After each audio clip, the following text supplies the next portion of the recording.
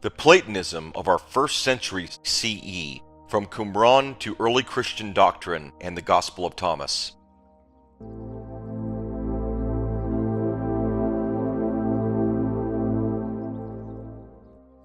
This section offers a broader review of the topics we cover in our more direct and specific video training on the Gospel of Thomas, available on our website and YouTube channel.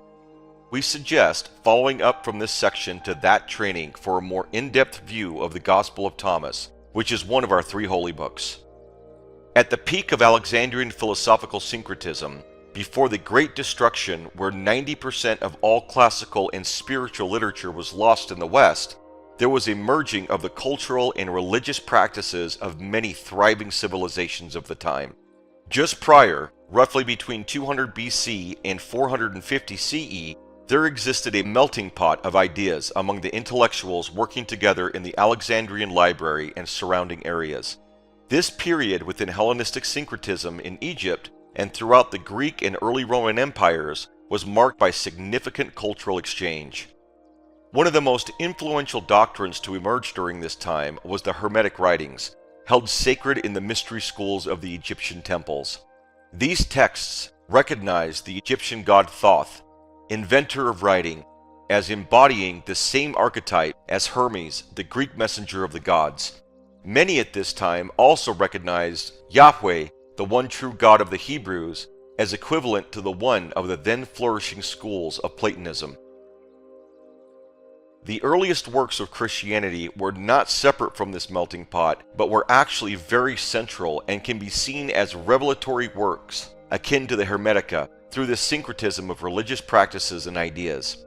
The synoptic Gospels of the New Testament, Matthew, Mark, and Luke, exhibit very evident themes of Platonism, as do the later writings of John, making up the 4 as pointed out by countless scholars.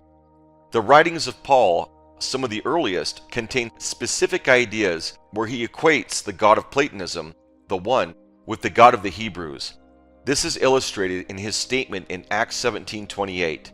For in him we live and move and have our being, as certain also of your own poets have said, for we are also his offspring. The Gospel of Thomas does indeed reflect a wide range of early Christian traditions. It shares some motifs with the New Testament, others with Hellenistic gnosis, and still others with the Hermetica, the literature of the Egyptian Hermes tradition. Elaine Pagels, The Gnostic Gospels. The Gospel of Thomas portrays a Jesus who unveils knowledge hidden since the foundation of the universe, reminiscent of the Hellenistic mystery cults, which celebrated the revelation of secrets that could not be spoken aloud. April D. DeConick, The Original Gospel of Thomas in Translation. Thomasine traditions, as reflected in the Gospel of Thomas, show the movement away from Jewish traditions toward more Hellenistic, mystery religious thought, emphasizing knowledge of the divine as a path to spiritual awakening. Birger Pearson, Ancient Gnosticism, Traditions and Literature. Following the celebrated Christian and Gnostic historian Elaine Pagels and her research, the gospel that most relates to the mystery traditions of the Egyptian Hermetic schools and the Platonic philosophical academies of the time was the Gospel of Thomas. This gospel, considered one of the earliest and on par with the 4 found in the New Testament, has scholarship proving it draws more directly from the Platonic frame through the Christian lens than any other and is one of our 3 central holy books. As a young budding religious system, early Christianity did not have the advantage of the hundreds of years of development that the Platonic academies had, nor the cultural history of the Egyptian and Chaldean mystery traditions. Although developing within the Hebrew communities, especially those in Alexandria, Christianity quickly separated itself from its Jewish roots and even became contentious towards non-converting Jewish communities. Consequently, many different cultural sects of early Christianity held a wide variety of beliefs that evolved into diverse practices integrated with the myths and traditions surrounding them. Some sects accepted 1 or 2 of the Gospels, others incorporated the work of Plato and other mystical systems into their canon, and yet others integrated Mithraism, a popular form of theurgy at the time. Specifically, the Gospel of John deeply integrated the myths of the Greek god Dionysus, Dennis R. MacDonald, a respected biblical scholar known for his analysis of the New Testament and Hellenistic literature, stated in Christianizing Homer, the Odyssey, Plato, and the Acts of Andrew, in the Gospel of John, one can trace the subtle but clear threads of Dionysian mythology woven into the narrative fabric. The transformation of water into wine at Cana, for instance, not only functions as a sign of Jesus' divine authority, but also resonates deeply with the Dionysian themes of abundance and transformation. This Hellenistic context was not merely decorative but foundational, reflecting an engagement with Greco-Roman culture that sought to convey the universality of the gospel through familiar mythological motifs. The Gospel of John, according to Elaine Pagels, was written in contrast to the Gospel of Thomas and directly competed with the Thomistic Christian sects, portraying Thomas as a doubter of the resurrection of Jesus. In the Gospel of John, Jesus is portrayed as born of a virgin, dying on the cross, and being resurrected, thereby taking on the sins of the world and atoning for the salvation of mankind. John emphasizes Jesus as a miracle worker, as stated in John 21:25, and there are also many other things which Jesus did, the which, if they should be written every one, I suppose that even the world itself could not contain the books that should be written. Amen. John staunchly opposes the message of Thomas, which claims that salvation is achieved through an inner process of knowing oneself, or gnosis, and coming to knowledge of the kingdom of heaven on earth, as taught in the Gospel of Thomas. John teaches that Jesus will return to avenge the Father in an apocalypse, saving those who accept him and condemning the rest of humanity who do not. This is reflected in John 3:18. He that believeth on him is not condemned, but he that believeth not is condemned already, because he hath not believed in the name of the only begotten Son of God. This schism represents an early disagreement in the separation of Christian theological thought, which later found its way into an accepted worldview in the flourishing academic work of a then Platonic syncretized Roman Empire. The Gospel of John, with its singular perspective on salvation through the resurrected Christ, alienated any other path to salvation. Many contemporary Christians may not fully grasp the extensive historical and cultural contexts that shaped the early Christian texts. The acceptance of these canonical narratives often comes without a critical examination of their origins.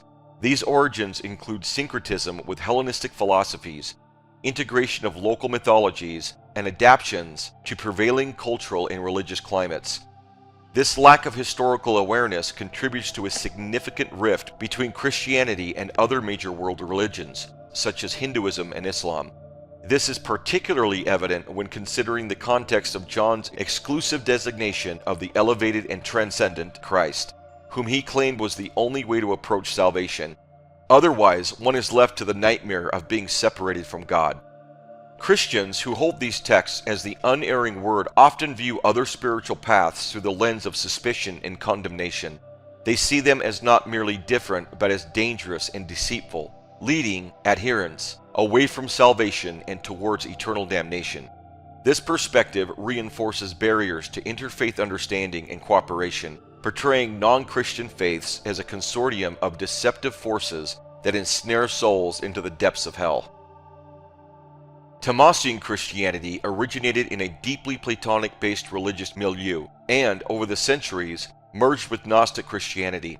However, as Elaine Pagels explains, it predates Gnostic Christianity and is more closely related to earlier works such as the Synoptic Gospels themselves and the broader, flourishing mystery traditions. This syncretism with Platonism led to the evolution of a distinct Christian doctrine that diverged significantly from the post-Thomas Christian mainstream. In contrast, many early patriarchs and church fathers within the Christian churches adopted a perspective more aligned with the Gospel of John. They emphasized the miraculous nature of Christ, born of a virgin and resurrected as a sacrifice for the sins of the world, and rejected interpretations of the Gospel of Thomas that were influenced by Platonic and Gnostic thought. Despite this mainstream rejection, Gnostic Christianity maintained deep roots in Platonism and continued to develop alongside it.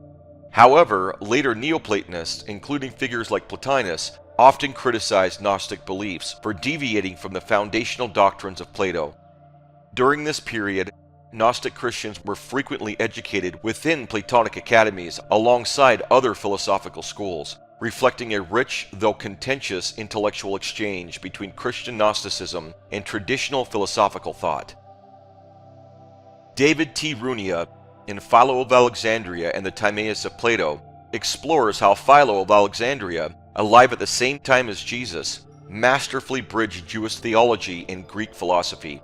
He writes, Philo's use of the Timaeus demonstrates how a Hellenistic Jewish thinker could find in Platonic philosophy a framework for understanding the creation account of Genesis, identifying the Platonic Demiurge with the God of the Bible. Philo's innovative approach to Genesis provided a lens through which the creator power of Yahweh could be understood as the transcendent source of order and harmony in the universe. Much like Plato's Demiurgos, Yahweh was envisioned as crafting a cosmos imbued with reason and purpose. This alignment not only reconciled Jewish monotheism with Hellenistic thought, but also laid the groundwork for Christian theological frameworks that would follow. We get more into Philo below. Similarly, A.H. Armstrong, in his seminal study of Plotinus, shows irrefutably the integration of Neoplatonism into Christian thought, particularly through Augustine. Armstrong remarks, Plotinus's one provided early Christian theologians with a way to articulate the ineffable and transcendent nature of God, while the nous and the world soul became models for the Logos and the Holy Spirit. Augustine's writings are saturated with Platonic influence, where the one became synonymous with the Christian God, an entity both utterly transcendent and deeply immanent. The Logos, central to Christian doctrine, found a philosophical precursor in the nous, which Plotinus described as the divine intellect that bridges the ineffable one and the material cosmos. Augustine's adoption of these ideas not only enriched Christian metaphysics, but also provided a coherent framework for grappling with divine mystery. E.R. Dodds, in Pagans and Christians in an Age of Anxiety, offers a critical perspective on the adoption of Platonic hierarchy within early Christian theology. He explains the Christian God absorbed the Platonic one as its ineffable source while simultaneously fulfilling the demiurgic role of creator, thus merging Greek metaphysics with the biblical creator. By integrating Platonic metaphysical structures, early Christians could articulate a God who was both the transcendent source of all being and the active creator of the material world. This duality allowed for the maintenance of Yahweh's personal nature, while also embracing the universal order espoused by Greek philosophy. Dodds further argues that this synthesis alleviated the philosophical anxieties of the era, providing a theological framework that addressed both cosmic order and individual salvation. Gregory Shaw, in Theurgy and the Soul, the Neoplatonism of Iamblichus, discusses the profound impact of Iamblichus on Christian mystical traditions. Shaw notes, Iamblichus's emphasis on the harmony and unity achieved through divine ratios resonated deeply with Christian theologians, who saw in these principles the manifestation of divine wisdom and the creative world. Iamblichus's theurgical practices, rooted in the invocation of divine harmony, were paralleled in the Christian understanding of the Logos as the divine intermediary through which creation was ordered and sustained. The Logos, central to Christian theology, became a natural counterpart to the demiurgic function described in Platonic texts, embodying the bridge between divine transcendence and material reality. John Dillon, in the Middle Platonists, highlights the contributions of intermediaries like Numinus, whose work acted as a bridge between Platonism and Christianity. Dillon writes, Numinus's identification of the Demiurge with a second, active God prepared the way for the early Christian theologians to reconcile the monotheistic creator with the Platonic division of transcendent and immanent principles. Numinus's ideas, which emphasized a hierarchy within divinity, allowed early Christian thinkers to conceptualize the Trinity without abandoning the strict monotheism of Jewish tradition. The Platonic notion of a triadic structure encompassing the one, nous, and world soul found a powerful resonance in the Christian formulation of the Father, Son, Logos, and the Holy Spirit. This rich interweaving of traditions illustrates how Christianity evolved as a synthesis of Hebrew theology and Greek philosophy. The Platonic influence not only shaped Christian metaphysics, but also provided a philosophical foundation for addressing existential questions of meaning, order, and the nature of the divine. By adopting and adapting the Platonic hierarchy, early Christian theologians were able to articulate a vision of God that was both deeply personal and universally resonant, echoing the harmony sought by both traditions. Further supporting this synthesis, Thomas Aquinas' Christianity is perhaps the most evident example of Platonic and Aristotelian frameworks operating within Christian theology outside of the Gospel of Thomas. Aquinas' Summa Theologica reflects a deep engagement with Neoplatonic structures, especially in its exploration of divine simplicity, causation, and the teleological order of the universe. Aquinas writes, "Since God is the first cause of all things, there must be in him the perfection of all things. This perfection mirrors the Platonic ideal of the One as the ultimate source of all forms, further embedding Christianity within the lineage of Platonic thought." As Runia, Armstrong, Dodds, Shaw, and Dillon collectively demonstrate, the Platonic milieu was not an external influence on Christianity, but rather an integral framework through which it articulated its theological vision. Among all the early Gospels, the ones from which the most fragments were found across the Mediterranean regions of the Roman Empire are those of Mark and Thomas. Valentinus, a prominent Gnostic teacher, was nearly appointed as the Bishop of Rome, Patriarch, in the mid-2nd century. He was a well-respected figure within the early Christian community. During this time, the Platonic view of God significantly and openly influenced Christianity, particularly through the teachings found in the Gospel of Thomas and their evolution into additional Gnostic writings and communities. Many modern Christian believers might not be aware that the profound doctrinal divides within the early church were not directly caused by Jesus or the original authors of the New Testament texts. Instead, these divides were significantly deepened and formalized by Irenaeus of Lyons, a pivotal church father whose influential writings in the late 2nd century, around 180 CE, played a crucial role in defining orthodox Christian doctrine. Irenaeus specifically targeted the teachings propagated by the Platonic Thomistic sects and the burgeoning Gnostic Christian communities, which he viewed as heretical. It is not possible that the Gospels can be either more or fewer in number than they are.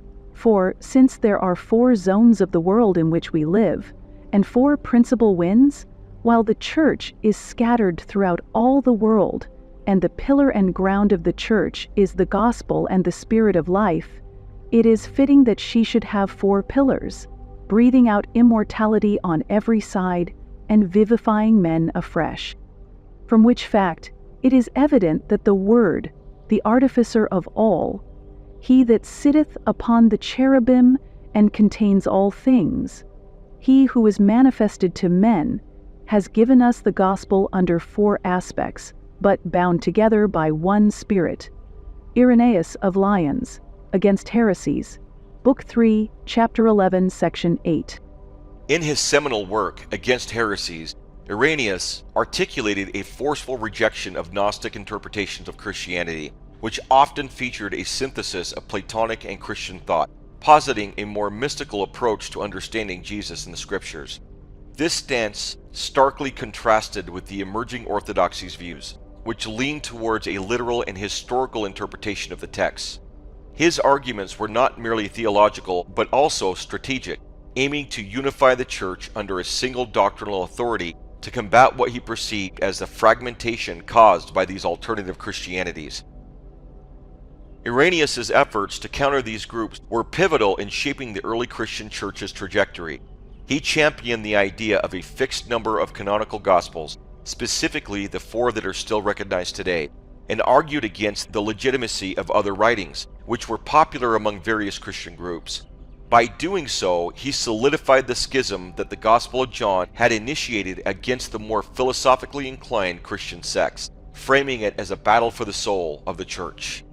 Understanding this historical context is crucial for grasping the early theological conflicts that influenced the development of what is now considered mainstream Christian doctrine. As Christianity continued to rapidly grow across the Roman Empire, competition for the true works of Jesus further separated one sect from another in a bid for power and control over the believing populations. This set the stage for the development of Christian doctrines that evolved into a more politically controlled structure following the conversion of the Roman Emperor Constantine. This period extended through to the pillage and destruction of 90% of all classical and spiritual literature of the civilizations living within the Roman Empire. This framework eventually led to the rise of the Catholic and early Eastern Orthodox churches, which dominated the European imaginations for centuries to come. The Gnostics were condemned, and many who did not convert to the accepted Christian doctrines of the state were punished, with many sentenced to death. Much of this history and the early writings would have been lost if not for an incredible discovery in recent history, the Nag Hammadi Library, also known as the Shenoboskion manuscripts. This collection of early Christian and Gnostic texts was written in the 3rd and 4th century CE and discovered near the town of Nag Hammadi in Upper Egypt in 1945. These texts provide invaluable insights into early Christian and Gnostic beliefs, practices, and theological diversity. The library included a copy of the Gospel of Thomas, many Platonic-inspired Gnostic texts, the dialogues of Plato, and a rare Hermetic manuscript of Egyptian Platonic theology.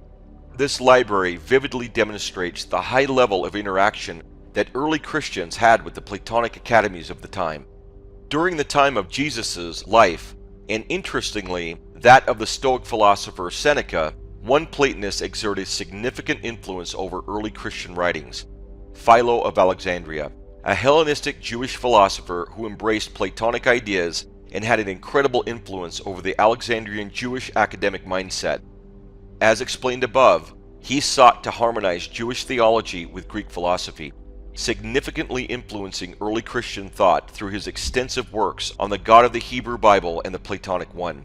His teachings were especially influential among Jewish thinkers in Egypt.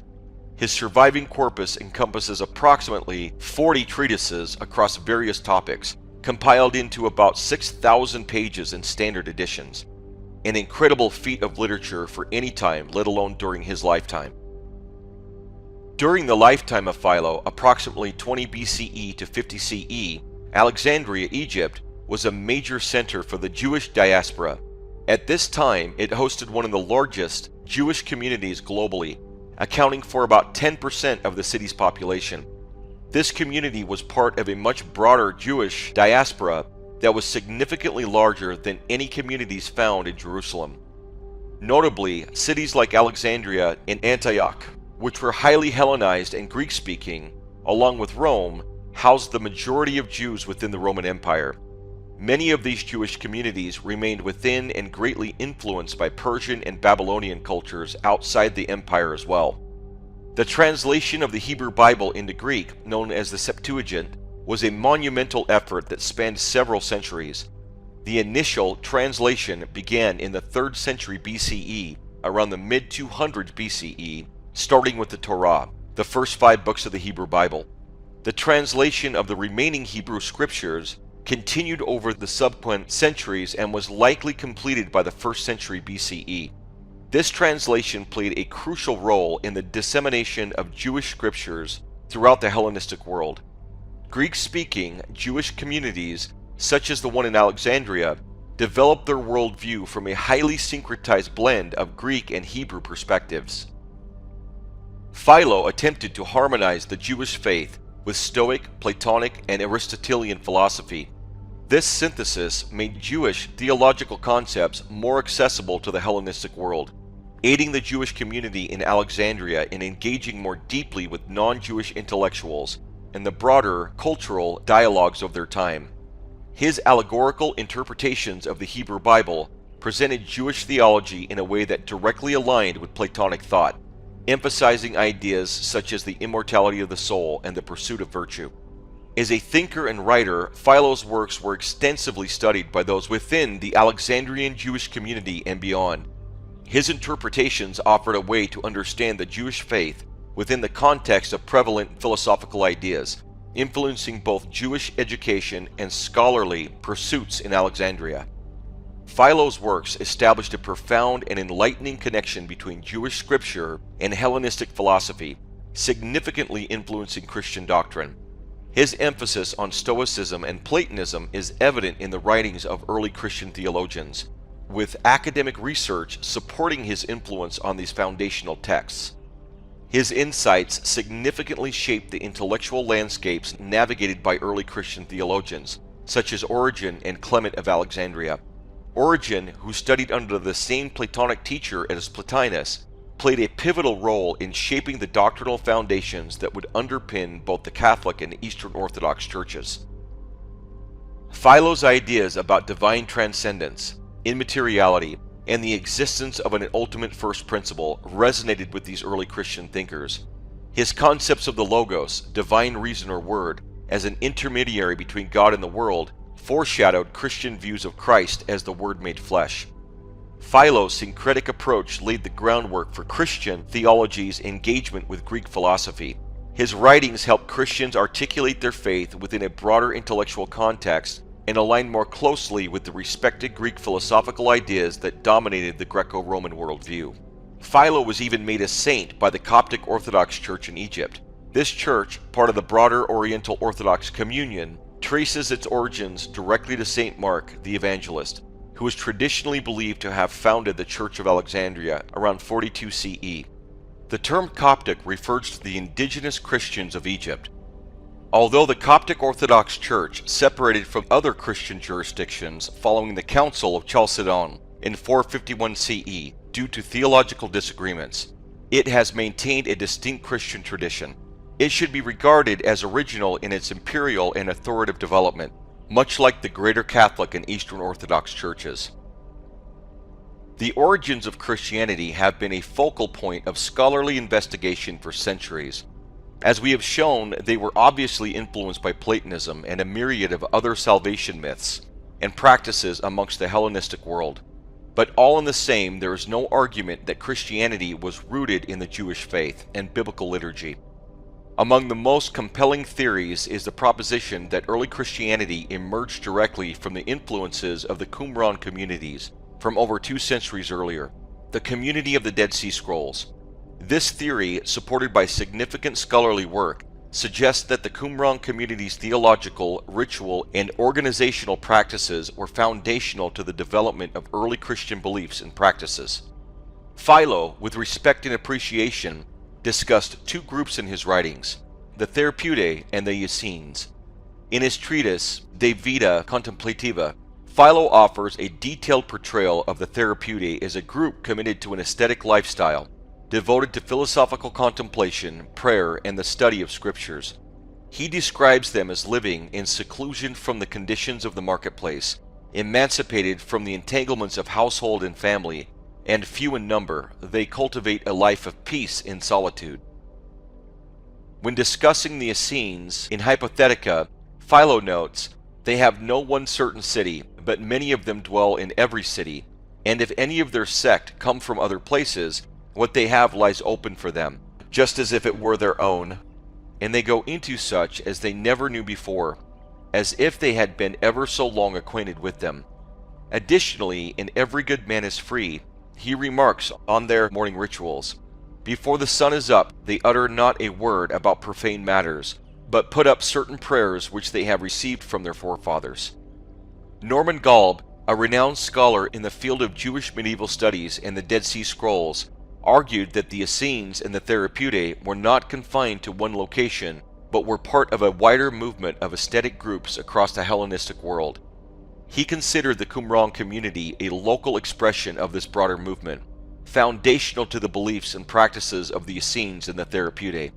Galb also suggested that the Dead Sea Scrolls included texts from various Jewish sects, challenging the idea that they were exclusively the work of the Essenes. Rachel Ellier, an expert in Jewish philosophy, Merkava mysticism, and the Dead Sea Scrolls, offers a revisionist view of the Qumran community, traditionally identified with the Essenes. She argues that this group was not Essene, but of priestly, possibly Zadokite, origin. Ellier notes that their theological and ritual concerns are markedly different from those typically associated with the Essenes. She suggests that the Qumran community held a significant academic and authoritative role akin to the Library of Alexandria in the Hellenistic period. This role may have contrasted with the authority of the Jewish temple, which they possibly viewed as corrupted or as opponents of the true priestly engagement with the host of heavens, amidst which they claimed to exist ritually. This interpretation posits that the Qumran community, functioning much like an authoritative and academic library, influenced broader Jewish communities from its inception until its destruction. Essenes, Therapeutae, and eventually early Christians may have resembled the Qumran community, as their authoritative practices and modeling of this community would have certainly been influential, especially following the destruction of the Second Temple in Jerusalem in 70 CE. This influence would have particularly affected aesthetic groups outside the early Pharisee movement, which evolved into rabbinical Judaism. Consequently, the Dead Sea Scrolls, believed to be linked to this community, were hidden away, preserving their contents for centuries. One of the most convincing arguments for a direct lineage, or at least extreme influence, from the Qumran community to early Christianity is the shared apocalyptic expectations. Both groups harbored a fervent belief in the imminence of the end times and the establishment of God's kingdom. The Qumran community's texts are replete with apocalyptic imagery and predictions, much like the New Testament, which prominently features eschatological themes. Prominent scholars, such as Giza Vermes and Lawrence Skiffman, have argued that an apocalyptic worldview was a crucial link between the Qumran community and early Christians. Vermes, in his book The Dead Sea Scrolls in English, highlights how the expectations of a messianic deliverer was central to both groups, stating that the community at Qumran awaited the coming of the Messiah, and this messianic hope was a living force in Jewish Palestine in the times of Jesus. This shared messianic expectation might have directly influenced the early Christian portrayal of Jesus as the fulfillment of these hopes. The messianic beliefs held by the Qumran community bear striking similarities to early Christian doctrine. As Skiffman explains in Reclaiming the Dead Sea Scrolls, the Dead Sea Scrolls refer to two messiahs, one a political and military leader and the other a priestly figure. This dual expectation resonates with the Christian depiction of Jesus as both a priestly intercessor and a kingly savior. James H. Charlesworth, a prominent scholar in the field, has emphasized the significance of the parallels between the Qumran community and early Christianity. He notes that the Qumran community's expectations of a Messiah who would bring about a new covenant aligns closely with Christian claims about Jesus. The concept of a new covenant is explicitly found in both the Dead Sea Scrolls and the New Testament, suggesting a shared theological foundation. The practice of ritual purity, including immersion in water, was a key aspect of life at Qumran. This practice finds a clear parallel in the Christian rite of baptism. John the Baptist, a pivotal figure in early Christianity, is often seen as a bridge between Jewish purification rituals and Christian baptism. His practice of baptizing in the Jordan River for the forgiveness of sins closely mirrors the Qumranic emphasis on ritual purity. Joan E. Taylor, in her extensive research, draws direct lines between the Qumran immersion practices and early Christian baptism. She argues that the symbolic act of purification through water was central to both communities, and suggests that early Christian baptism likely evolved from these earlier Jewish practices. The method of scriptural interpretation employed by the Qumran community also provides a compelling link to early Christianity. The Qumran sect produced extensive commentaries known as Pesharim, which interpreted Hebrew scriptures as prophecies about their own community and times. Similarly, early Christians reinterpreted Hebrew scriptures to argue that Jesus was the fulfillment of ancient prophecies. Scholars like Craig A. Evans have explored these interpretive methods, highlighting the continuity between Qumranic exegesis and early Christian hermeneutics. As Evans explains, the approach of seeing contemporary events and figures as the realization of scriptural prophecy was a hallmark of both groups, underscoring a shared interpretive tradition. The organizational structure and communal rules of the Qumran community also finds echoes in early Christian communities. The Acts of the Apostles describes early Christians as living communally, sharing possessions, and adhering to strict ethical guidelines. This description is reminiscent of the communal lifestyle and rigorous discipline practiced at Qumran. John J. Collins, a leading expert on the Dead Sea Scrolls, has argued that the organizational principles of the Qumran community likely influenced the early Christian church. The emphasis on communal living, mutual support, and adherence to a code of conduct were crucial aspects of both communities, suggesting a direct organizational and ethical influence.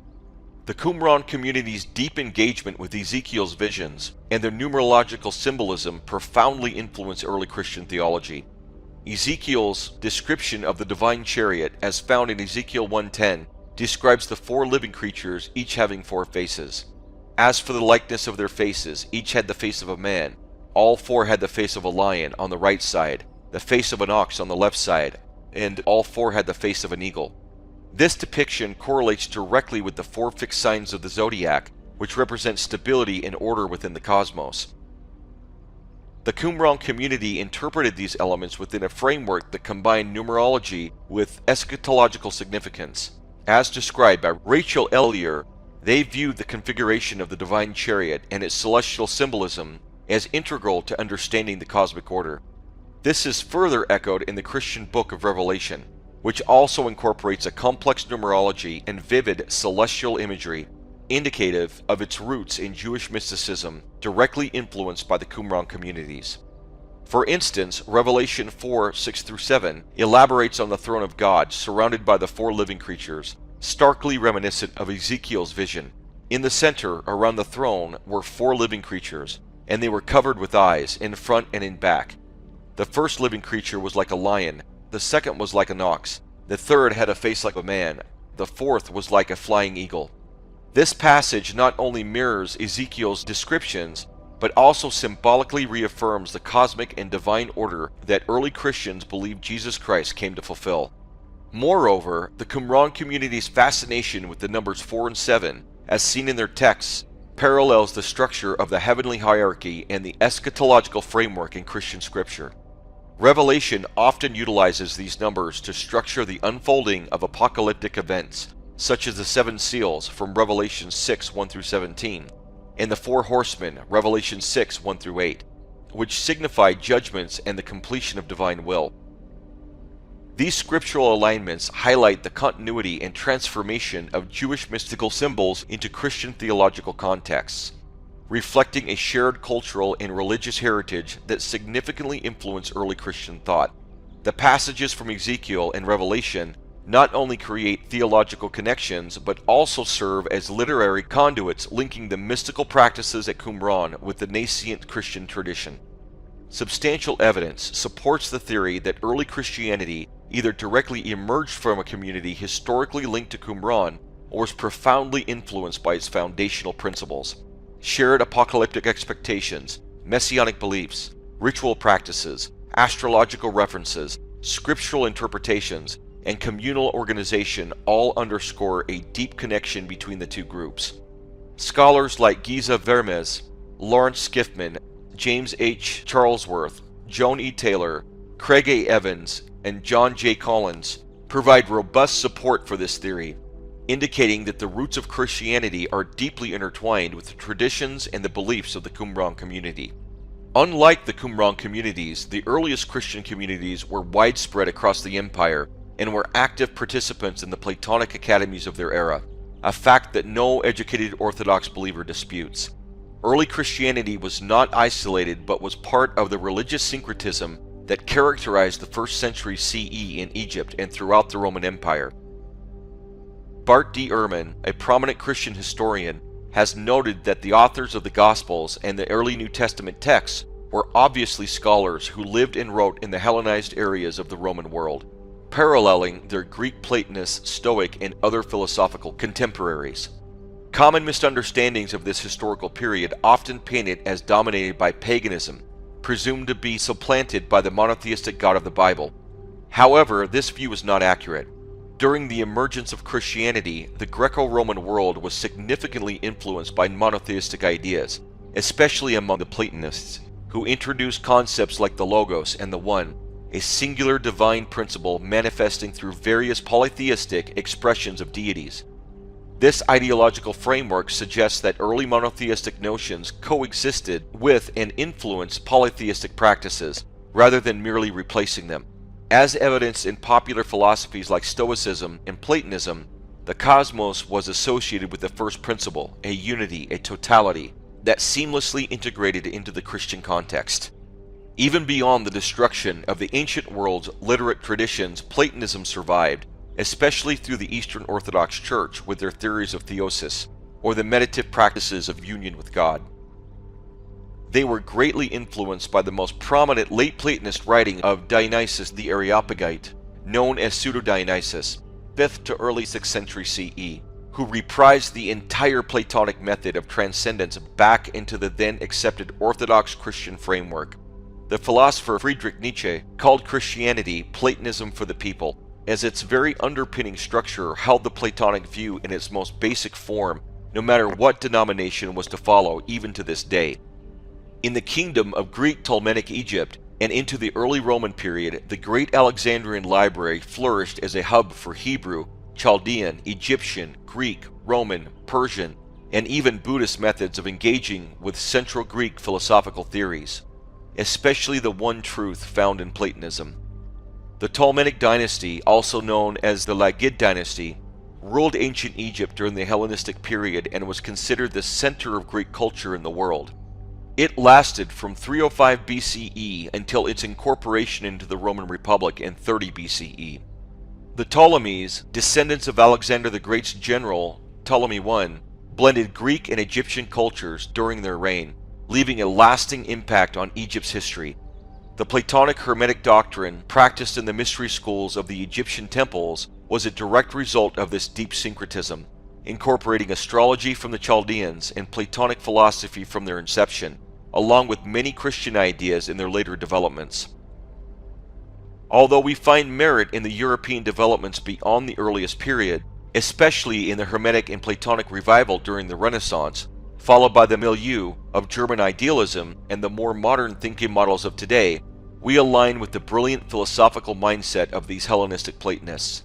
They recognized, even in these earliest times, the foundation of perennial wisdom, seeing all peoples' religious practices and beliefs as relative to each other, rooted in the teachings of the Greek philosophical canon. The Gospel of Thomas especially shows a deep Platonic integration and a lack of prejudice for other systems of practice.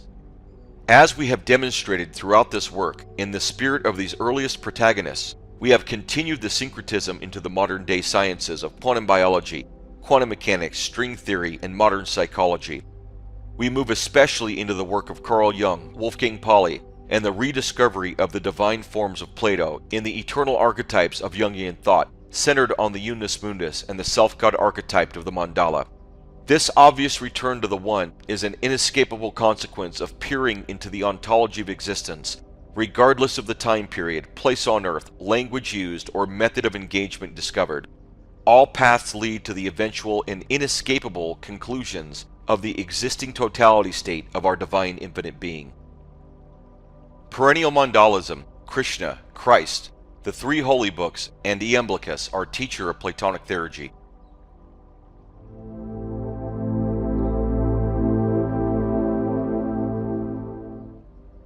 Our school's curriculum is an intricate tapestry woven from the rich threads of tarot, astrology, Western mystery traditions, Eastern philosophy, meditation practices, Jungian psychology, quantum mechanics, string theory, and the sacred practice of ritual theurgy.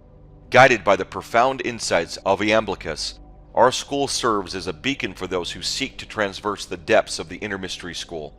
Here, the path for the aspirant is delineated with clarity and purpose, a journey of intention that is both demanding and transformative. Within the sanctum, surrounded by a comprehensive religious framework, our school offers a universal gateway to our divine infinite being. Within the expansive realm of spiritual literature, our curriculum draws from a diverse array of sources, including the Shakta Tantras, the Puranas, modern Western philosophical traditions, and beyond.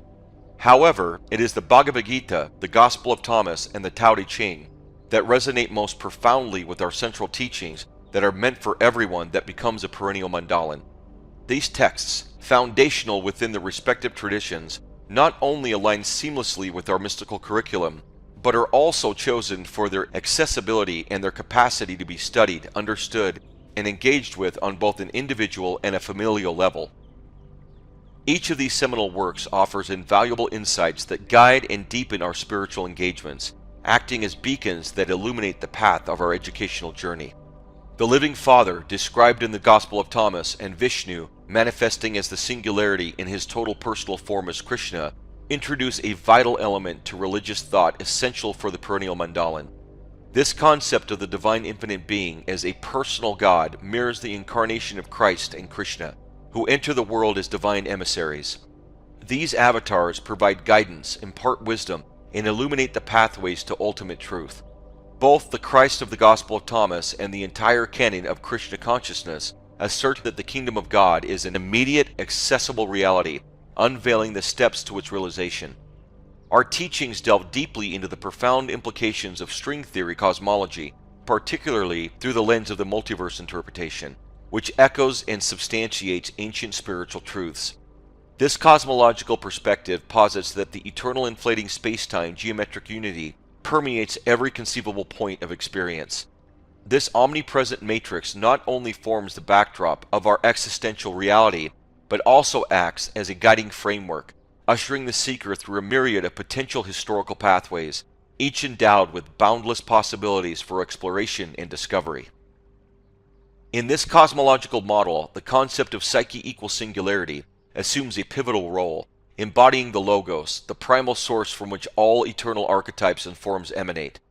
According to the philosophical doctrines expounded by Iamblichus, these forms exist as immutable truths within the divine intellect.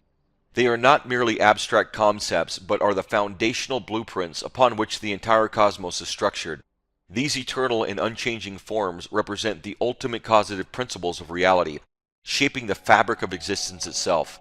This concept is deeply agreed upon by Jung and Pauli, as you have learned in chapters above. The profound synergy between the metaphysical constructs inherent in our teachings and the advanced theories of modern physics not only enriches our comprehension of the cosmos, but also imbues our spiritual quest with a tangible, practical essence. This union demonstrates that seeking divine knowledge transcends theoretical abstraction, engaging us in a meticulous exploration of the fundamental principles that orchestrate our existence.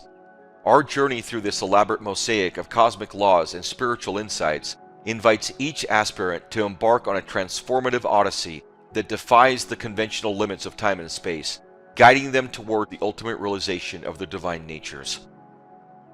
This dynamic interplay is central to our doctrine, seamlessly woven throughout our tarot and astrology training programs, and vividly encapsulated in our core spiritual texts, the Bhagavad Gita, the Gospel of Thomas, and the Tao Te Ching. These texts are not merely informational, but are pivotal to our curriculum, providing clear, accessible pathways into the profound spiritual realities they describe. Each scripture serves as a cornerstone, offering both simplicity and depth, and acts as a beacon that illuminates the principles of our central doctrine. Through these sacred texts, aspirants gain not only knowledge but also practical tools and insights that are crucial for navigating the complex interrelations of spirituality and the physical universe, leading to a holistic understanding and personal transformation. The all-pervading mind of God draws us towards experience by His very coherent nature. The archetypes, expressions of God's personality, emanate into the world of form. As Krishna, the Supreme Personality of Godhead, says in the Bhagavad Gita, "Out of compassion for them, I, dwelling in their hearts, destroy the darkness born of ignorance within the luminous lamp of knowledge. I am the eternal seed of all beings. I am the intelligence of the intelligent, and the splendor of the splendid. He who sees me in all things, and sees all things in me, never loses sight of me, nor do I lose sight of him." Krishna is the super persona, the original personality of Godhead, the source of the eternal archetypes and forms, the very intelligence of the Logos and the intellect in man, our personal God, our guide. Just as Christ is described as human, divine at one with the Father, He offers the same opportunity for a personal relationship today, through their own interpretations to the 2.6 billion Christians worldwide. As stated in the Gospel of Thomas, "Whoever drinks from my mouth will become like me. I myself shall become that person, and the hidden things will be revealed to him. Recognize what is before your eyes, and what is hidden from you will be revealed to you. For there is nothing hidden that will not be made manifest." Krishna and Christ, both representative manifestations of our divine infinite being, point us towards the truth of Goloka Vrindavan, the abode of Krishna, and the kingdom of heaven on earth.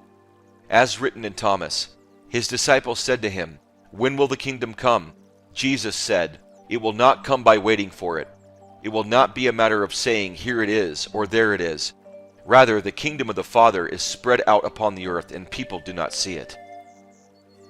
The correlations between Christ and Krishna run deep. There has been much scholarship concerning the relationship between the life of Christ and the religious mythos of Lord Krishna. Whatever the relationship, they most directly correlate, drawing from the same self-God archetype, incarnating into the world as a personal representation of the Eternal Father, the Most High, whether that be Krishna as Vishnu or Christ as the Son of the living Father of Christianity. We accept these similarities to be beyond the measure of chance, and what Krishna has done for the Hindu, Christ does for the Christian, through the intimate nature of their divine presence. Here we give a few striking similarities you will find in the Gospel of Thomas and the words of Krishna in the Bhagavad Gita. Whenever there is a decline in righteousness and an increase in unrighteousness, O Arjuna, at that time I manifest myself on earth, to deliver the pious and annihilate the miscreants, as well as to re-establish the principles of Dharma. I appear millennium after millennium. Considering your own duty as a kshatriya, you should not waver. For a warrior, there is nothing more honorable than a war against evil. If you do not participate in this righteous war, you will incur sin, violating your duty and bringing shame upon yourself. I am time, the mighty force that destroys everything, and I have come here to annihilate all beings. Even without your participation, all the warriors standing arrayed in the opposing armies shall cease to exist. Bhagavad Gita. Jesus said, I took my place in the midst of the world, and I appeared to them in the flesh. I found all of them intoxicated. I found none of them thirsty. And my soul became afflicted for the sons of men, because they are blind in their hearts and do not see. Perhaps people think that I have come to cast peace upon the world. They do not know that I have come to cast conflicts upon the earth, fire, sword, war. For there will be 5 in a house. There'll be 3 against 2, and 2 against 3. Father against son, and son against father, and they will stand alone. Gospel of Thomas. The Vedas deal with the 3 modes of material nature. Rise above these modes, O Arjuna. Be transcendental to all of them. Bhagavad Gita. Jesus said, whoever has come to understand the world has found only a corpse, and whoever has found a corpse is superior to the world. Gospel of Thomas. For one who sees me everywhere and sees everything in me, I am never lost, nor is he ever lost to me. I am the Self, O Gudakesha, seated in the hearts of all creatures. I am the beginning, the middle, and the end of all beings. Bhagavad Gita. Jesus said, if those who lead you say to you, see, the kingdom is in the sky, then the birds of the sky will precede you. If they say to you, it is in the sea, then the fish will precede you. Rather, the kingdom is inside of you, and it is outside of you. Gospel of Thomas. The soul is neither born, nor does it ever die, nor having once existed, does it ever cease to be. The soul is without birth, eternal, immortal, and ageless. It is not destroyed when the body is destroyed. Just as a person puts on new garments, giving up old ones, the soul similarly accepts new material bodies, giving up the old and useless ones. Bhagavad Gita. His disciples said, when will you become revealed to us, and when shall we see you? Jesus said, when you disrobe without being ashamed, and take up your garments and place them under your feet like little children and tread on them, then you will see the Son of the Living One, and you will not be afraid. Whoever discovers the interpretation of these sayings will not taste death. Gospel of Thomas. These are just a few of the correlations that give deep intuitions that the Jesus of the Gospel of Thomas and Krishna's central message resonate deeply, deriving striking similarities in their purpose and meaning. We see several places where Christ references the kingdom in the very same way that Krishna references his omnipresence. In the Gaudiya Vaishnava tradition, Christ is seen as an incarnation of Vishnu, the Father. We tend to see this allegory as very relatable to the truth of their existence. Since the gods inhabit the most sacred regions of the cosmos, and since our soul is akin to the gods, having come forth from them, it is not possible for the soul to dwell apart from them. Rather, it is itself a place for them to dwell. The gods dwell within humans, for our souls are derived from the divine realm. Iamblichus, De Mysteris. So one may wonder, whom do we venerate? In our discourse we have traversed the divine spectrum from Krishna to Christ, and across a pantheon of gods and goddesses. Our divine infinite being unveils itself in myriad manifestations throughout the annals of history, each form emerging with a salience shaped by the specific needs and narratives of different cultures and epochs. The eternal archetypes and forms that underpin our doctrine manifest profoundly across various mediums, in the solar Atman of the astrological wheel, through the myriad symbols of our divine arcana tarot, and most intimately within the sacred texts of our perennial Mandalan faith. Hermes, the celestial messenger, heralds the presence of divine revelation, unlocking the super-rational gates to the knowledge of our eternal essence. Apollo, emblematic of our solar consciousness, orchestrates the celestial forces, infusing our experiences with order, beauty, centrality, and symmetry. Hecate, the soul of the world, or anima mundi, envelops us with her feminine spirit, guiding our intuitions and enriching our sensitivity to the spiritual domain. Shiva, the Adiyogi, endows us with focus, discipline, and transcendental methodologies to master the mind. And our revered goddess Devi, the initiator at the heart of the cosmic horizon, embodies the divine energy pervading the cosmos, the profound emptiness that invites our spirits to plunge into the depths of infinity. Her macrocosmic consort, that of Krishna, through which manifests the multiverse as Kali Krishna. These divine manifestations are not mere idols, but expressions of the singular absolute truth. They are eternal archetypes and forms, deeply rooted in the perennial. As theurgists, walking the path of the inner mysteries, we engage with these manifestations as a collective of sacred visions, each one a revelation of the divine nature woven into the tapestry of our spiritual journey. Our divine infinite being, the mandala, and the self-god archetype at the center represent the ground state of existence and the supreme ultimate reality. This reality becomes personal in the Supreme Lord Krishna, the source of all emanation as the incarnation of the singularity, Vishnu, and Christ, the earthly presence of the Eternal Father. As stated by Krishna's devotee, Chaitanya, the key theological tenet is Achinta Bheda Bheda Tattva, meaning that God is inconceivably, simultaneously one with and different from everything.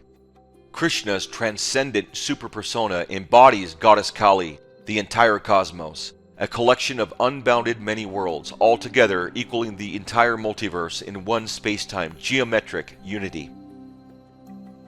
The singularity, eternal inflation through psyche equals singularity, is the very center of consciousness, our awareness, our intelligence.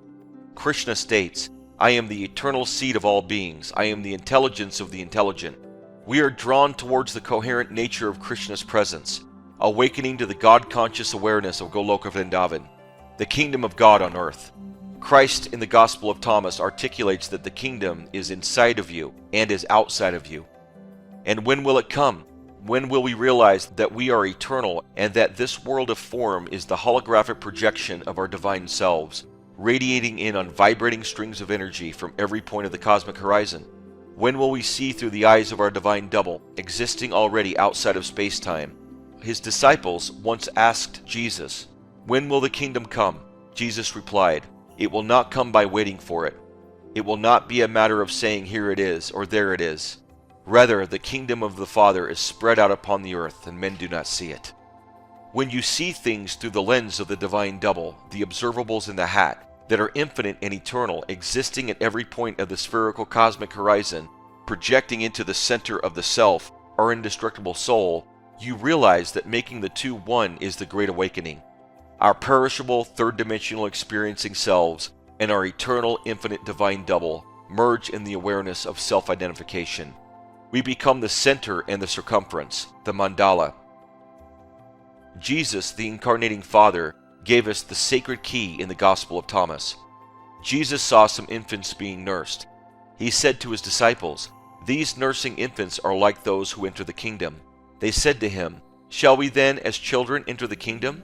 Jesus said to them, when you make the two one, and when you make the inside like the outside, and the outside like the inside, and the above like the below, and when you make the male and the female one and the same, so that the male not be male, nor the female female, and when you fashion eyes in place of an eye, and a hand in place of a hand, and a foot in place of a foot, and a likeness in place of a likeness, then you will enter the kingdom.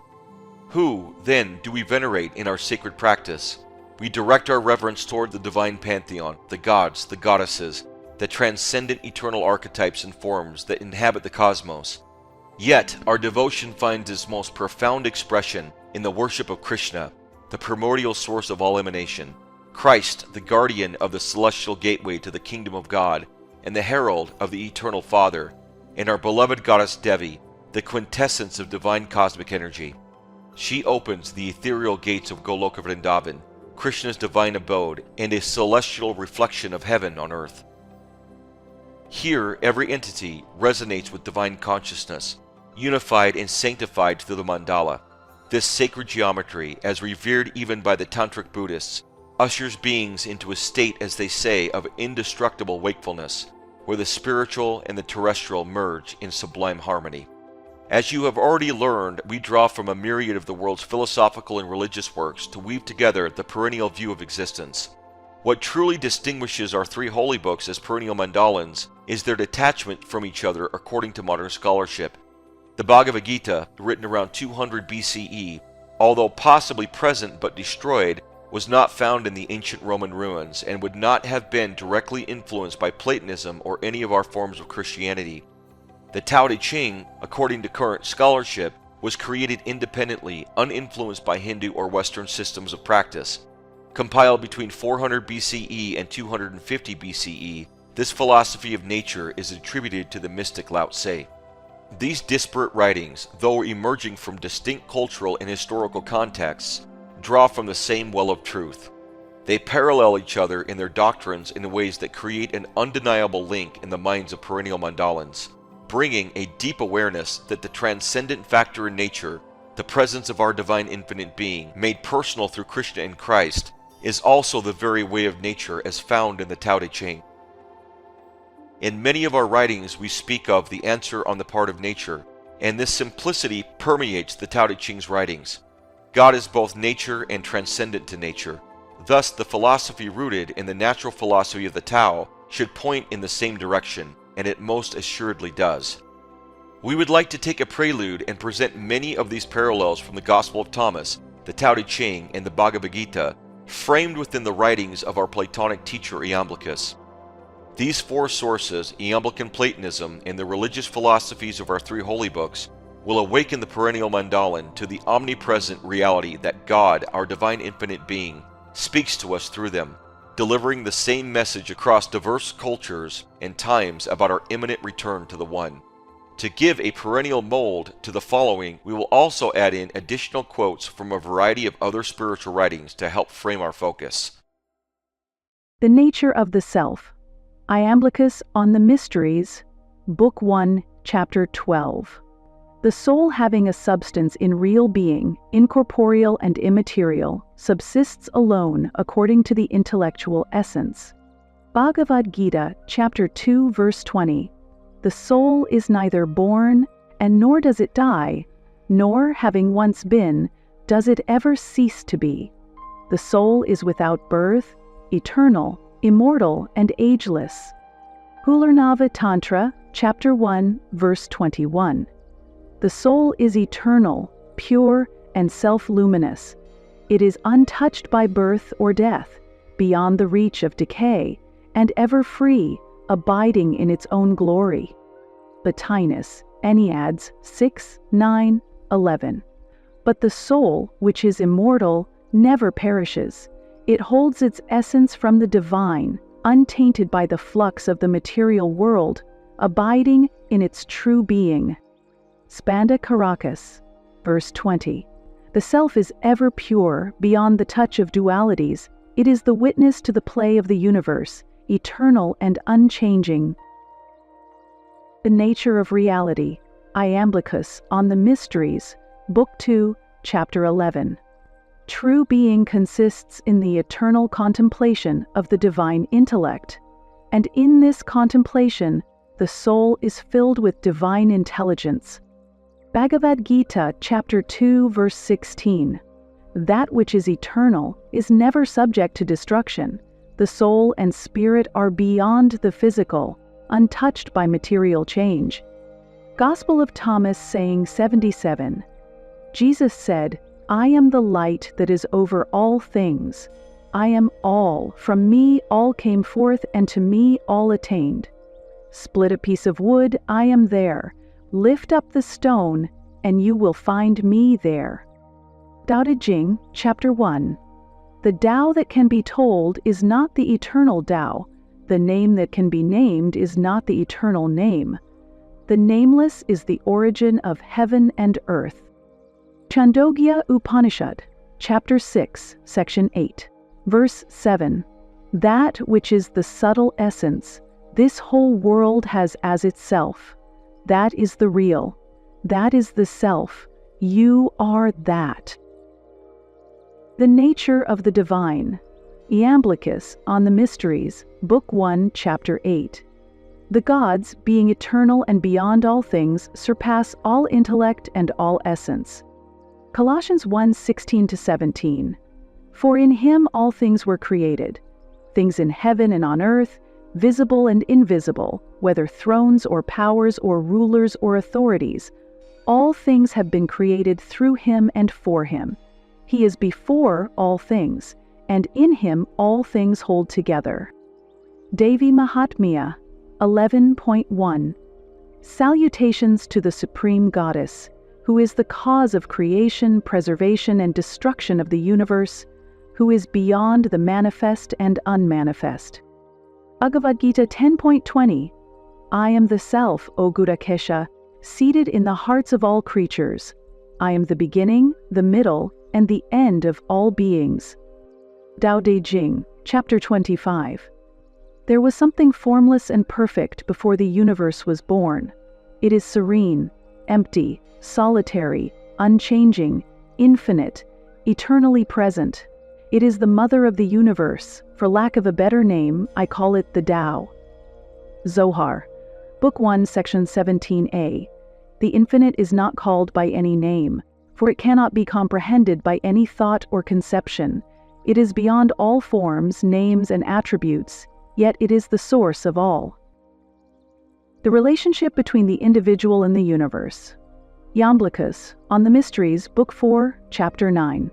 Man is a microcosm and thus contains within himself an image of the macrocosm, reflecting the divine order of the universe. Gospel of Thomas, saying 50. Jesus said, If they say to you, Where have you come from? Say to them, We have come from the light. The place where the light came into being of itself, established itself, and appeared in their image. If they say to you, Who are you? Say, We are his children, and we are the chosen ones. Shaivism, Vijnana Bhairava Tantra, verse 105. The whole universe dwells within the self, and the self is within the universe. By realizing this unity, one becomes one with the Supreme. Bhagavad Gita, chapter 9, verse 8. The whole cosmic order is under me. By my will it is manifested again and again, and by my will it is annihilated at the end. Tao Te Ching, chapter 25. There was something formless and perfect before the universe was born. It is serene, empty, solitary, unchanging, infinite, eternally present. It is the mother of the universe. For lack of a better name, I call it the Tao. It flows through all things, inside and outside, and returns to the origin of all things. The Tao is great. The universe is great. Earth is great. Man is great. These are the four great powers. Man follows the earth. Earth follows the universe. The universe follows the Tao. The Tao follows only itself. The Path to Enlightenment. Iamblichus on the Mysteries, Book 3, Chapter 5. To ascend to the gods, the soul must undergo purification and divinization, integrating the divine with the human. Bhagavad Gita, chapter 6, verse 5. One should lift oneself up through the power of the mind and not degrade oneself. The mind can be the friend and also the enemy of the self. Hermeticism verse 27:17. They know not the truth within, they search the skies and scan the seas, but if they turn the mind inward, there within will they find the Lord. Matthew 5:8. Blessed are the pure in heart, for they will see God. Tao Te Ching chapter 47. Without going outside, you may know the whole world. Without looking through the window, you may see the ways of heaven. The farther you go, the less you know.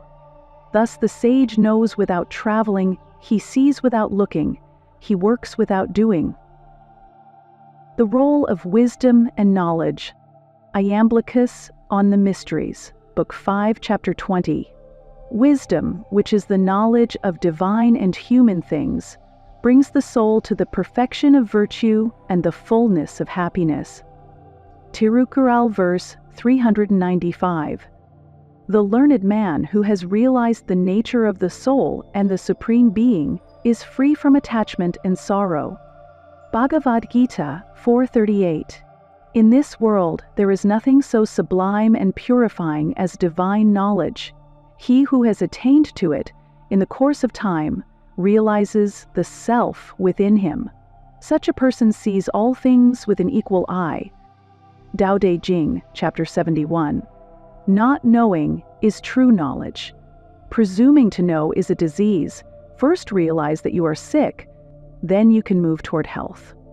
Gospel of Thomas, saying 2.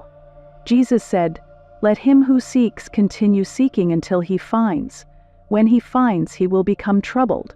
When he becomes troubled, he will be astonished, and he will rule over the all." Proverbs chapter 9 verse 10. The fear of the Lord is the beginning of wisdom, and knowledge of the Holy One is understanding. The importance of virtue and conduct. Devi Bhagavatam, Book 7, Chapter 34 verse 36.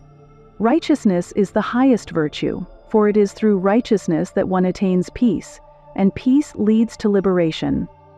Shiva Purana in Vidyeshwara Sauhita, Chapter 11 verse 48. From righteousness, dharma, arises courage. From courage arises the accomplishment of goals, and from courage liberation is attained. Therefore, righteousness is the ultimate refuge for the great soul. Matthew 6:33, King James Version. But seek ye first the kingdom of God and his righteousness, and all these things shall be added unto you. Iamblichus on the Mysteries, Book 6, Chapter 5. Virtue is the harmony of the soul with the divine will, and the practice of virtue leads to the soul's ascent to the divine. Tao Te Ching, Chapter 38. The highest virtue is to act without a sense of self. The next best is to act with intention. The lowest is to act out of self-interest. Those who have virtue have self-restraint, and those who have self-restraint have virtue. The power of silence and stillness. Iamblichus on the Mysteries, Book 2, Chapter 9. The silence of the divine mind is the first principle of all things, and the stillness of the intellect is the source of true wisdom. Bhagavad Gita, Chapter 6, verse 18. The yogi who has subdued his mind and body and is free from desires and devoid of possessions is established in meditation and attains perfect peace. Vijnanabhayara Tantra, verse 109. When the knower, the known, and the knowledge are all dissolved in the one, then the mind experiences the highest state of being. There is no difference between the perceiver and the perceived, no distinction between the internal and the external, nor between the male and the female. Gospel of Thomas, saying 22. When you make the two one, and when you make the inside like the outside and the outside like the inside and the above like the below, and when you make the male and the female into a single one, so that the male will not be male and the female will not be female, then you will enter the kingdom. Tao Te Ching, Chapter 15. Do you have the patience to wait until your mud settles and the water is clear? Can you remain unmoving until the right action arises by itself? Rumi, Masnavi, Book 1, line 748. Silence is the language of God. All else is poor translation. The three forms of beauty, justice, and truth are our moral code as perennial mandalans.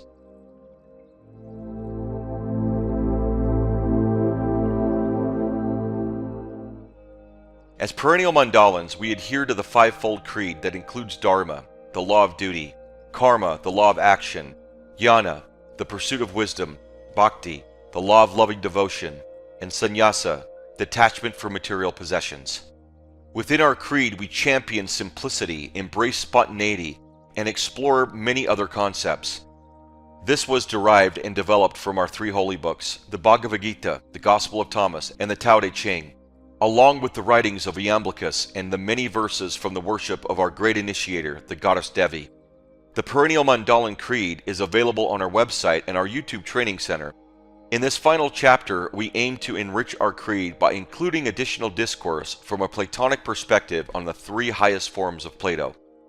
This section concludes our central doctrine, intentionally placed at the end to underscore its significance rather than diminish it. In considering the profound roots of Western culture, we trace back to the ancient Greco-Roman traditions, which laid foundational values of democracy, ethics, and philosophical inquiry. However, in contemporary society, the prevailing ideological alignments tend to polarize towards either Judeo-Christian or secular atheist viewpoints.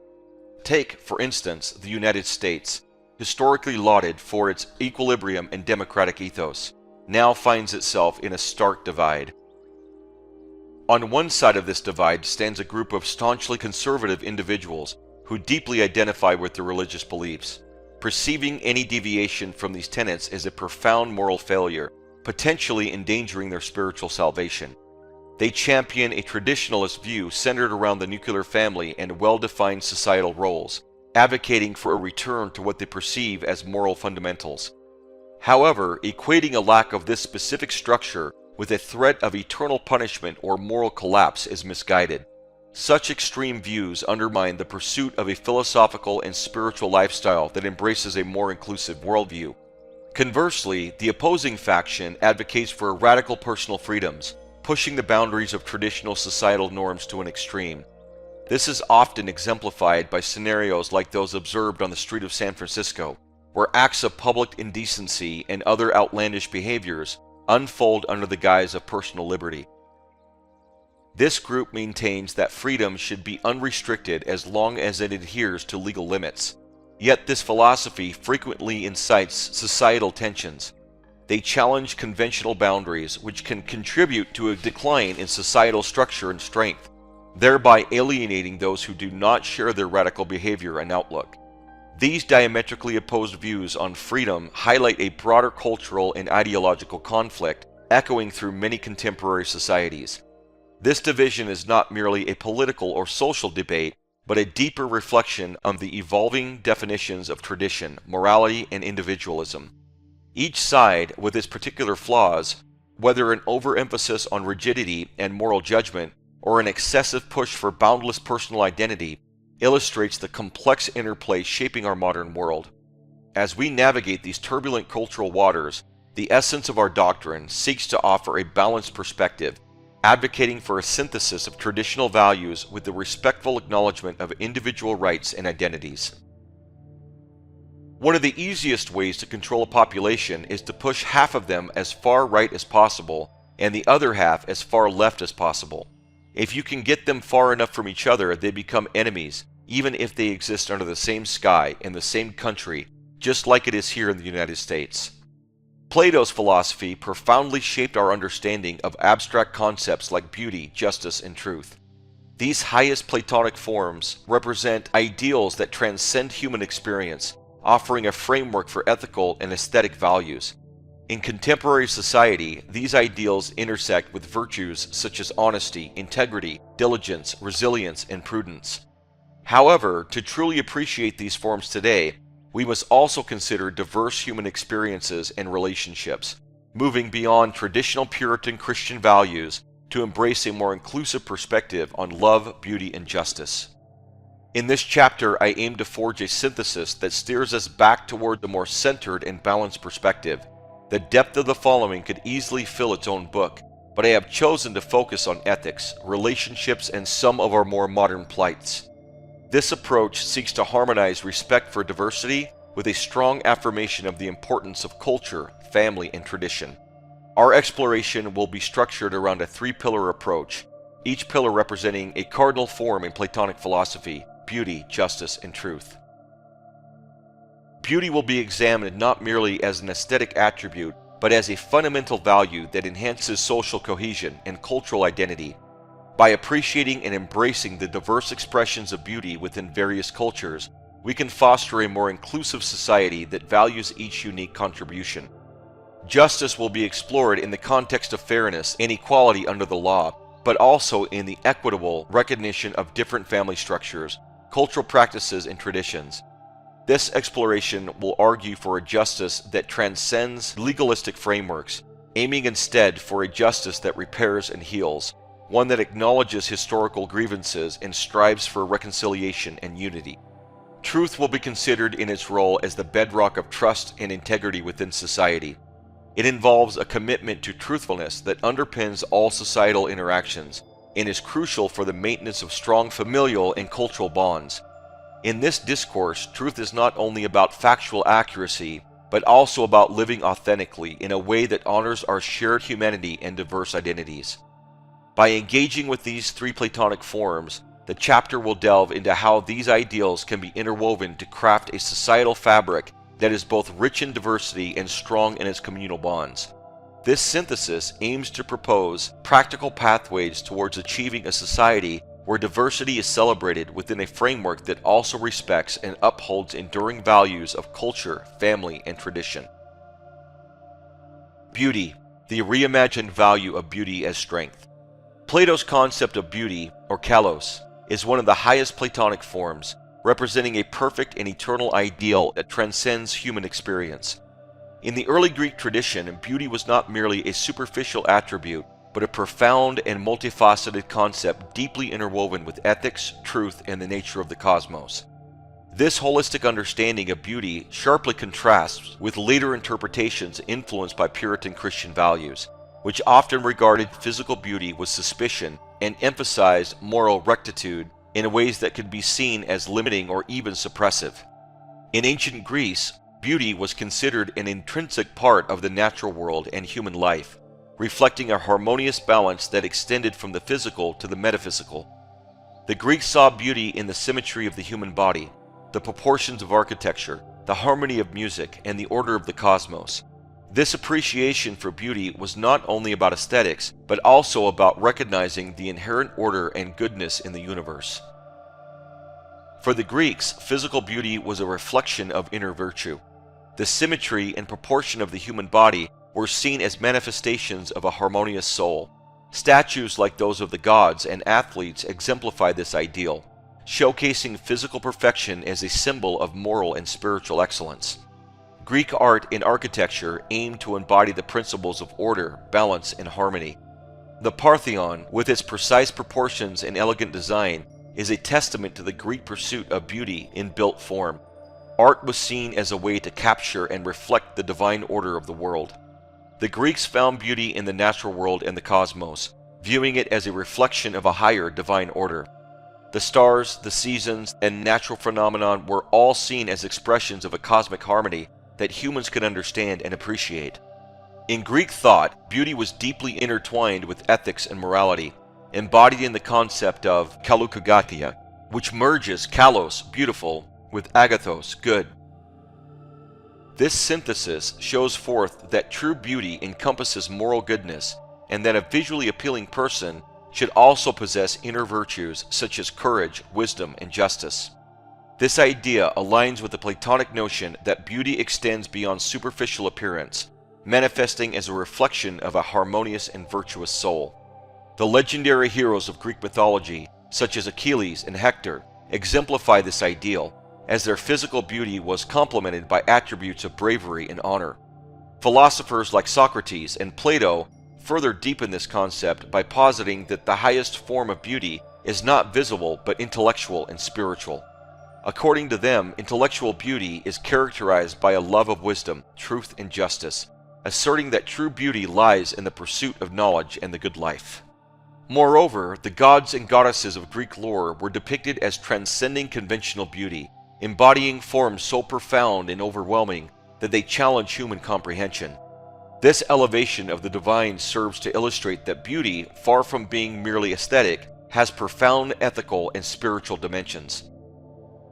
Thus, in contemporary terms, even individuals who may not meet conventional standards of physical beauty are recognized for their vibrant health and diligent self-care. Their inner virtues and character shine forth, offering a more expansive, transcendent definition of beauty that surpasses mere physicality. With the rise of Christianity, especially under Puritan influence, the perception of beauty underwent a profound transformation. Early Christian teachings often viewed physical beauty with suspicion, linking it to vanity, temptation, and moral decay. This perspective marked a significant departure from the Greek celebration of beauty as a manifestation of divine order and virtue. Puritan Christians regarded physical beauty as a potential distraction from spiritual purity, with the human body seen as a possible source of sin. This led to an emphasis on modesty and chastity, starkly contrasting with the Greek appreciation of the human form as a reflection of inner virtue. Within Puritanism, the focus shifted towards moral rectitude and spiritual discipline, placing less importance on aesthetic appreciation. Beauty, therefore, was often underplayed in favor of simplicity and humility, aligning with the broader Christian principle of self-denial and deep devotion. We employ an ideological shift, one that is already apparent in recent and profound impacts of art, literature, and cultural norms.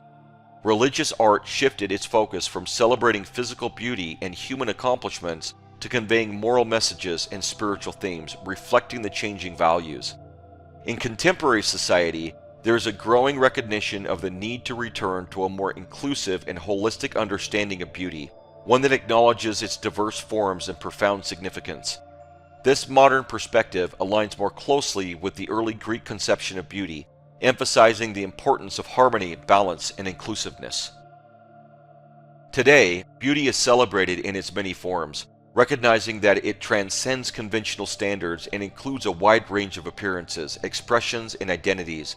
This inclusivity reflects the Greek appreciation for the diversity of the natural world and human experience. There is a renewed understanding that true beauty encompasses both outer appearance and inner virtues.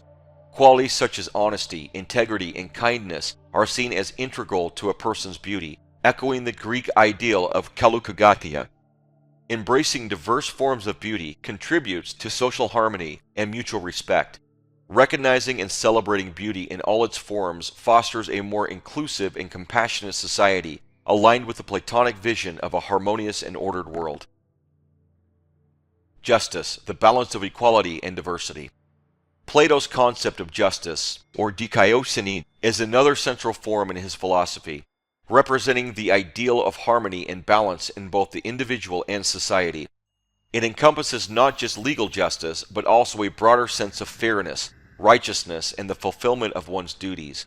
In contemporary society, justice demands careful consideration of the diverse needs and identities of individuals, while also acknowledging the importance of communal cohesion and the preservation of traditions. One of the most pressing issues in the pursuit of justice today is the recognition and acceptance of diverse forms of relationships and family structures. Whether it's polyamorous relationships, same-sex marriage, or other non-traditional forms, justice demands that we recognize and respect these choices as long as they do not cause harm. This acceptance aligns with a broader understanding of justice that values individual freedoms and acknowledges the diverse ways in which people find love and build meaningful relationships. Polyamorous relationships, for instance, challenge the traditional monogamous model and offer an alternative way of experiencing love and commitment. Similarly, same-sex marriage has become a landmark issue in the fight for equality, recognizing the fundamental right of individuals to marry whomever they choose. Embracing these diverse forms of relationships is essential not only for achieving individual justice, but also for fostering a more inclusive and accepting society. However, the pursuit of justice also necessitates a deep respect for cultural and traditional values. While embracing diversity is essential, it's equally important to acknowledge and preserve the cultural practices and traditions that provide a sense of community and identity. This means finding a balance between individual expression and the preservation of cultural heritage. For example, respecting the cultural significance of marriage while also recognizing the right of same-sex couples to marry is a complex issue that requires careful navigation. It's about finding ways to accommodate diverse perspectives while also upholding the values and traditions that are important to different communities. True justice lies in creating a society that not only tolerates diversity, but celebrates it, recognizing that a rich tapestry of cultures and traditions strengthens the community as a whole. It's about fostering an environment where individuals feel safe and respected, regardless of their background, beliefs, or lifestyle choices. This means actively working to dismantle systems of oppression and discrimination, ensuring that everyone has equal opportunities to thrive. It also means promoting understanding and dialogue across different cultures and communities, building bridges of empathy and respect. It is crucial to acknowledge that those who choose non-traditional or normatively unconventional relationships must also respect the cultures and traditions around them. This principle is especially pertinent in the context of parenthood, where individuals engaging in alternative lifestyles must actively seek communities that affirm and support their choices. For instance, a gay couple raising a child in Rexburg, Idaho, a region predominantly inhabited by the LDS community, may face significant challenges. The local environment might offer minimal support for their family structure, potentially complicating their child's societal integration and personal development. Rather than confronting these societal boundaries with frustration or efforts to disrupt local norms, a more constructive approach would be to consider relocating to a community that is more accommodating of their lifestyle. This decision requires a heightened sense of responsibility from those choosing to live outside the conventional norms, as it involves prioritizing the well-being and acceptance of their family over personal convenience. While this path demands more from those who tread it, it does not, under any circumstances, delegitimize their choice of relationship. On the contrary, our ethos here is to celebrate such diversity and to recommend a proactive and responsible approach to navigating the challenges posed by cultural discrepancies. This philosophy encourages embracing a lifestyle that not only fulfills personal desires, but also fosters a supportive and nurturing environment for all family members. For individuals who choose to engage in what some might describe as a hedonistic lifestyle, a choice that is neither judged nor criticized here, it is essential to exercise a significant caution and responsibility. This is particularly critical when such behaviors involve aspects of an adult or sexual nature. It is imperative that all activities are confined to contexts involving consenting adults to safeguard the innocence and well-being of children and to ensure there is no unintended impact on those who do not participate. Embracing a lifestyle associated with hedonistic tendencies necessitates a profound sense of responsibility, given the high risks associated with potential overindulgence and the possible decline in self-discipline. Without careful management, the pursuit of pleasure can lead to excessive indulgence, which diminishes personal restraint and may result in adverse consequences. These negative outcomes can extend beyond the individual, potentially affecting the broader community adversely. Therefore, it is vital for those who adopt this lifestyle to engage in rigorous self-regulation and remain acutely aware of the wider consequences of their actions. By exerting strict control over their indulgences, individuals can ensure that their personal freedoms do not encroach upon the well-being and comfort of others. Adopting this responsible stance helps to ensure that their quest for pleasure does not cause harm or disruption within the community, thereby harmonizing personal liberties with collective well-being. Those who follow a hedonistic path must remain diligent in monitoring their behavior, constantly aware of the broader ramifications of their actions. By maintaining clear boundaries that keep adult activities discreet and away from the young and the innocent, individuals can enjoy their freedoms without undermining the safety and moral framework of the community. This method not only respects individual rights, but also emphasizes the crucial role of communal responsibility.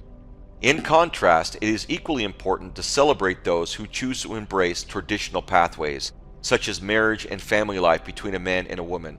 This choice, rooted in values of commitment, stability, and nurturing, forms the backbone of societal structure and has profound personal and communal benefits.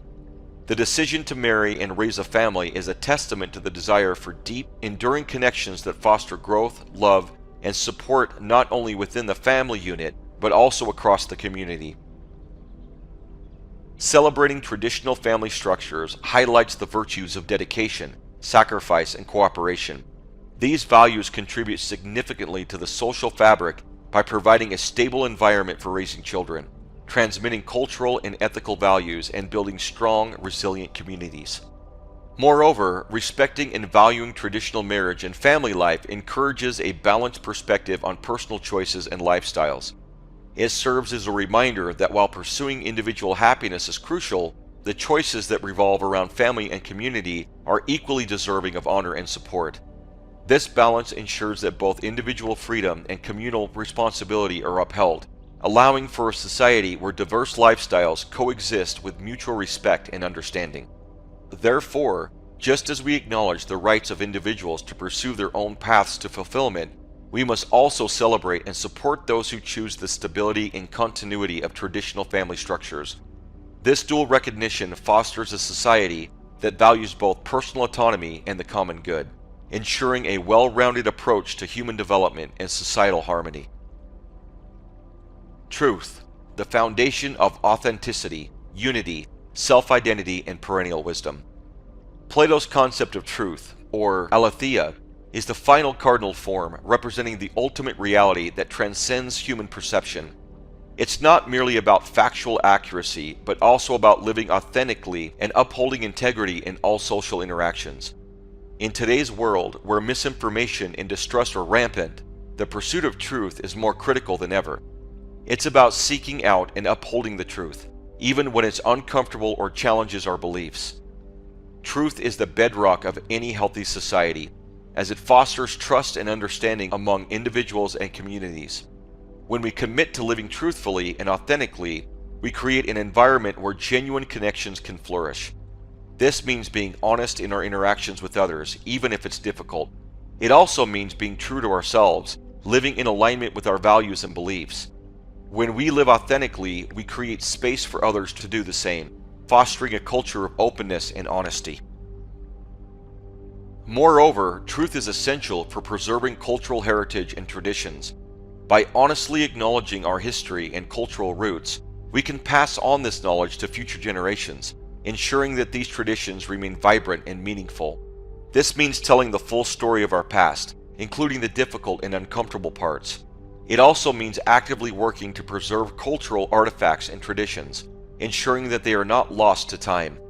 Truth also demands that we acknowledge and confront the injustices and harmful practices that have occurred throughout history. By shining a light on these truths, we can begin to heal and reconcile, building a more just and equitable society for all. This means acknowledging the harm caused by colonialism, slavery, and other forms of oppression. It also means actively working to repair the damage caused by these injustices, creating a more equitable and inclusive society for all. Truth is about living in alignment with reality, both individually and collectively. It's about embracing authenticity, fostering trust, and building a community that values honesty and integrity above all else. It's about seeking out and upholding the truth, even when it's difficult, and using it as a foundation for building a more just and equitable world. Continuing from the discussion of truth's fundamental role in society, it is paramount to explore the nuanced interaction between respecting individual identities and acknowledging biological realities, especially in the context of gender identity. Respecting an individual's identity includes recognizing and validating their personal experiences and choices, particularly those related to gender. This respect and recognition are critical in fostering a society that honors each person's search for authenticity and self-expression. However, this acknowledgement must coexist harmoniously with an understanding of biological realities, which remain integral to our comprehensive understanding of human biology. Balancing these aspects involves a respectful acknowledgement of each individual's experience alongside a grounded recognition of biological truths. While respecting individual choices, it's important to acknowledge that demanding society at large adopt pronouns or labels that contradict obvious biological reality is a step too far. This doesn't preclude individuals from using preferred pronouns out of respect or love, but it shouldn't be mandated based on a denial of biological truth.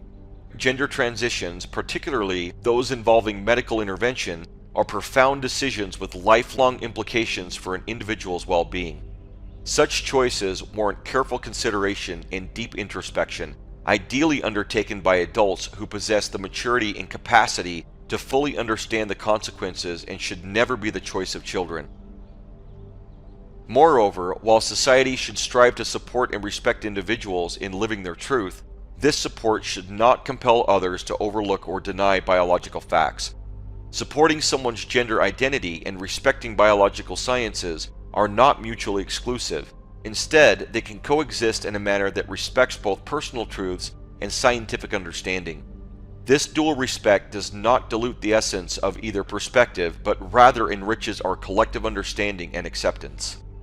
In fostering an environment that honors both personal identity choices and biological truths, we are challenged to engage in open and respectful dialogues. Such discussions are foundational in building a community that not only values honesty and integrity, but also champions empathy and understanding. This approach encourages a societal framework where truth is not seen as rigid or unyielding, but as inclusive and multidimensional, capable of embracing diverse experiences while remaining committed to factual accuracy. By navigating these complex interrelations with care and consideration, we contribute to a more just, equitable, and compassionate society. This balanced approach ensures that we do not force a choice between respecting individual identity and acknowledging biological reality, but rather integrate the two in a respectful and meaningful way. It is crucial to emphasize again that these complex conversations surrounding identity and biology should never be imposed upon children. Childhood is a period of exploration and self-discovery, and any pressure to prematurely redefine oneself away from their biological sex is undeniably detrimental to a child's well-being. Instead, a consistent focus on fostering self-acceptance and providing unconditional love aligned with their biological sex should be the norm. Allowing children to grow and develop without the weight of these decisions is essential for their emotional and psychological health. However, if an individual decides to transition after thoughtful consideration and upon reaching adulthood, this choice merits respect and understanding. Although such a decision may position the individual outside societal norms, and as it has been shown, could lead to very challenged mental states, it is precisely in these moments that empathy and acceptance from loved ones become paramount. Transitioning is a profound and personal journey. Despite my personal reservations about the often challenging circumstances that accompany this process, the support of family and friends can significantly ease the journey, helping the individual embrace an authentic sense of self. The perennial philosophy offers a unifying perspective that acknowledges and venerates the diverse pathways towards grasping both scientific and spiritual dimensions of truth. This philosophy underscores the validity of myriad approaches to understanding reality, affirming that every sincere quest, be it through the rigors of science or the depths of spiritual introspection, is an essential contribution to our collective wisdom. In this broader dialogue, perennial wisdom acts as a bridge that connects different cultures and epochs through their shared pursuit of truth. It posits that at the heart of various philosophical, religious, and spiritual traditions lies a core set of universal truths. These eternal truths, dealing with life's ultimate questions and the nature of existence, transcend the limitations of time and culture. By embracing this shared heritage of knowledge, perennial wisdom fosters a profound respect for the multitude of ways in which humanity seeks to express and live by these insights. The principle of complementarity is central to this philosophical approach, which sees science and spirituality not as conflicting forces, but as complementary streams of knowledge. Science offers detailed observations of the physical world, while spirituality provides deeper understanding of our internal experiences and existential queries. This dual approach enriches our comprehension of the universe as a cohesive entity that is simultaneously observable and experiential. Perennial wisdom also champions a multicultural and interdisciplinary dialogue. advocating for a collaborative exploration of truth that draws from the strengths of various knowledge systems. This openness not only broadens our intellectual horizons, but also promotes a more inclusive global community, recognizing the intrinsic value of diverse perspectives in enhancing our collective quest for understanding. Ethical considerations are integral to this philosophy, linking the pursuit of truth to the pursuit of justice and human welfare. It calls for an approach to knowledge that is not only intellectually rigorous, but also morally conscious, emphasizing that our search for truth should contribute positively to society. This ethical dimension stresses the importance of actions that support peace, justice, and sustainability, aligning the quest for truth with the broader goals of human flourishing and ecological balance. Ultimately, perennial wisdom encapsulates a vision of the world where all paths toward truth are not only acknowledged but celebrated. It advocates for a synthesis of knowledge that respects and utilizes the full spectrum of human inquiry, fostering a culture where scientific exploration and spiritual wisdom are seen as integral parts of a unified whole. This holistic embrace of diverse truth-seeking endeavors encourages a more profound and respectful engagement with the world, propelling us towards a more enlightened and compassionate global society. Equity between men and women, embracing differences, celebrating choices. Plato's philosophy, celebrated for its profound insights into justice, truth, and the pursuit of the good life, laid foundational principles that have inspired countless generations. Although his teachings emerged within the cultural norms of ancient Greece, where societal roles were distinctly defined, the essence of his ideas holds the potential for a broader, more inclusive interpretation. By re-evaluating his concepts through a modern lens, we can adapt Plato's philosophical legacy to better address and understand the evolving dynamics between men and women in today's world.